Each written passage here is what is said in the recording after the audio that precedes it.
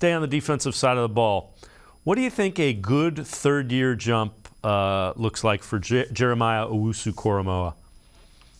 Well, that's going to be an interesting one because we have to see what Jim Schwartz thinks about him, what his evaluation is of him. I would think that he's excited to have a guy like that that's so versatile, that's a hybrid type of player that can do so many things for you. Now, traditionally, Jim Schwartz hasn't blitzed a ton.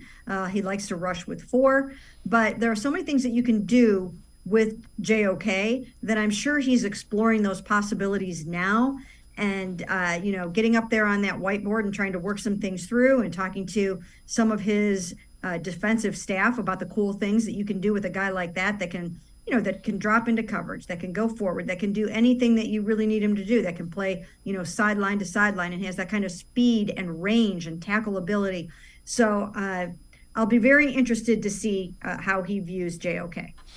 When you look at like what Schwartz wants to do, doesn't it seem like Emerson, Ward, and Newsome kind of play into that? Because he does like to have guys at the line of scrimmage, making it difficult for wide receivers at the line of scrimmage.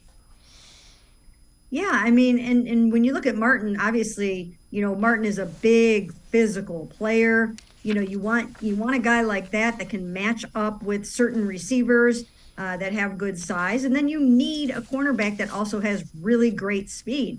I mean, we know that Greg Newsome has that. So, you can play the matchup game. There are so many different things that you can do. And I'm sure some of the philosophy in the back end will change just as it will on the front end. It's just a matter of how to work it through. And I also think that he might not know how the pieces and parts all fit together exactly the way he's going to want them to until he sees them play a couple of games, see how they are in the heat of the moment, see how they are adapting to the new defensive scheme. I mean, it might change up after 3 or 4 weeks that, hey, maybe this guy's better in the slot, or hey, let's play, let's try Martin at a different role and put Greg outside and put Thomas Graham as the nickel. I mean, we just don't know yet, but it might take a little while to figure it out. Yeah, the thing that he made a big deal of in his introductory press conference, which was really the only time I heard him talk, was, I got to find what guys do best and put them in situations to succeed. And that's the definition of good coaching, I think.